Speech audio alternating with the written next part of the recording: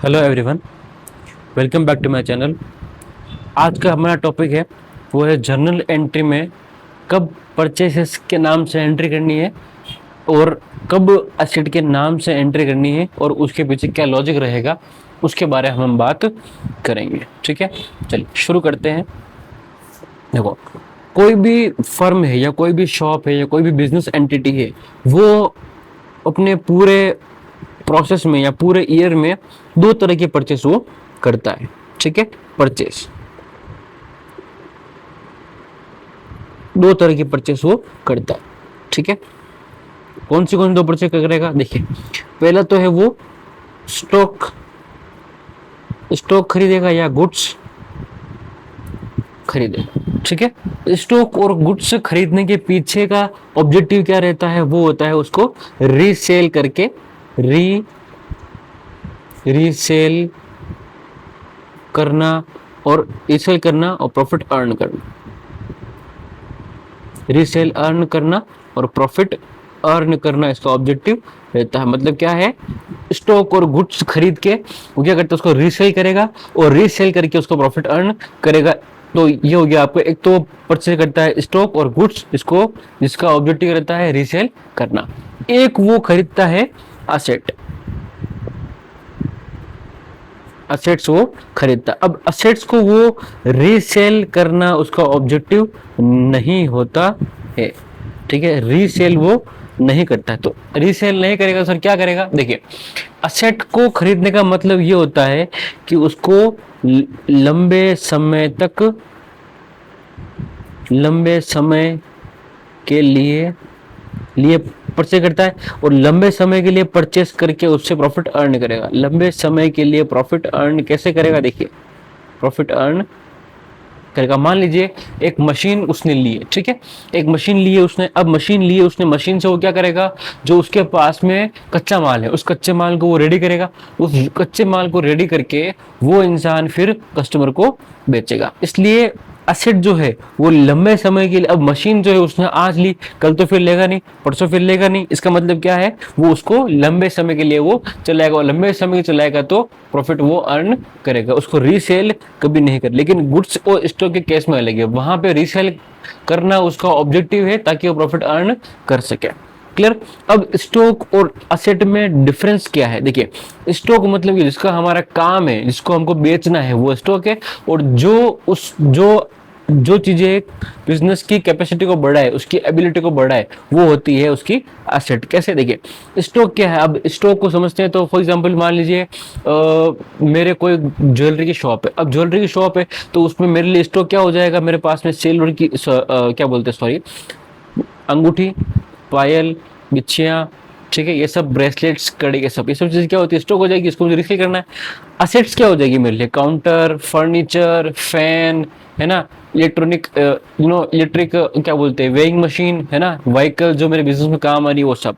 तो असेट्स और स्टॉक में ये डिफरेंस होता है। स्टॉक को रीसेल करने के लिए लिया जाता है और असेट्स को लंबे समय के लिए यूज करने के लिए लिया जाता है। अब जब स्टॉक करेंगे, स्टॉक जब हम परचेस करेंगे तो किससे एंट्री करनी है आपको? स्टॉक हमने परचेस किया तो हमको एंट्री करनी है परचेसेस अकाउंट से।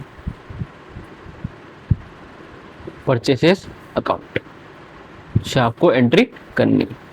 परचेसेस अकाउंट से क्या होगी आपकी एंट्री?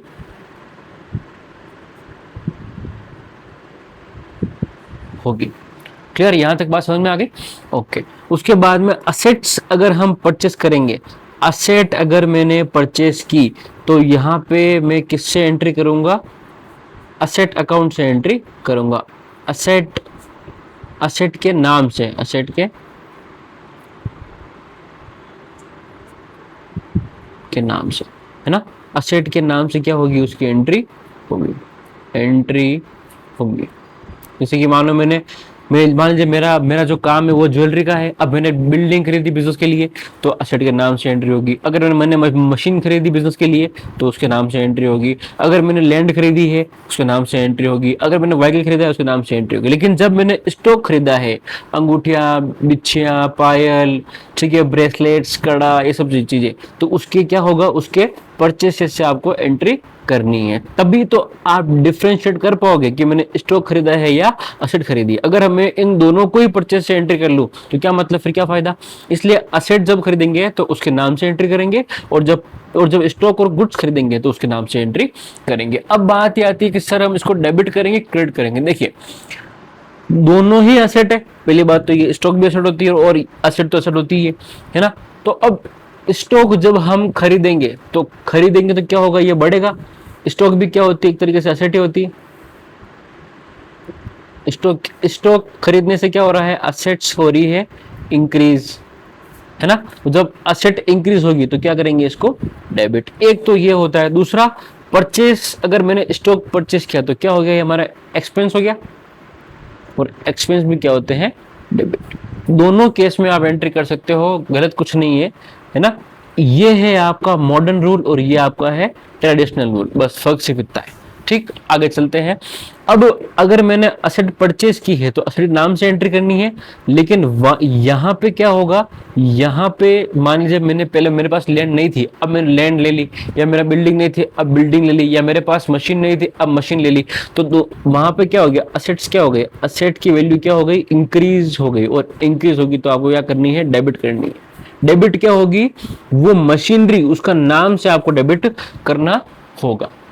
क्लियर, यहां तक ये पूरी प्रोसेस आपको समझ में आ गई। ये प्रोसेस बहुत इंपॉर्टेंट है ना। ये बहुत मोस्ट इंपॉर्टेंट चीज है, आप इसमें मोस्टली उलझते हो, आपको नहीं पता लगता है कब परचेस से एंट्री करनी है और कब उसके नाम से एंट्री करनी है। मैंने आपको दोनों एंट्री ये बता दी है कि परचेस, स्टॉक के केस में परचेस आएगा, और परचेस जब असेट करेंगे तो उसके नाम से एंट्री करनी है, और डेबिट होगा, या ये भी डेबिट क्यों होगा, या ये डेबिट क्यों होगा, वो मैंने आपको क्लियर कर लिया है। कल मैं आपको बताऊंगा, आगे आने वाली वीडियो में मैं आपको बताऊंगा कि सेल कब करना है और सेल में कैसे कैसे एंट्री करनी है, और परचेस की एंट्री मैं आपको करके बताऊंगा कि स्टॉक का नाम आता है तब कैसे एंट्री करनी है, और जब असेट का नाम आता है तब कैसे एंट्री करनी है। और मैं आपको अगली वीडियो में ये बताऊंगा कि कौन सा ट्रांजैक्शन उधार है और कौन सा ट्रांजैक्शन कैश है। मेरे साथ जुड़े रहिएगा, मैं आपको जर्नल एंट्री, पूरी जितनी भी जनरल एंट्री है अकाउंटेंसी में, वो सारी की सारी जनरल एंट्री में आपको सिखाऊंगा प्रॉपर तरीके से,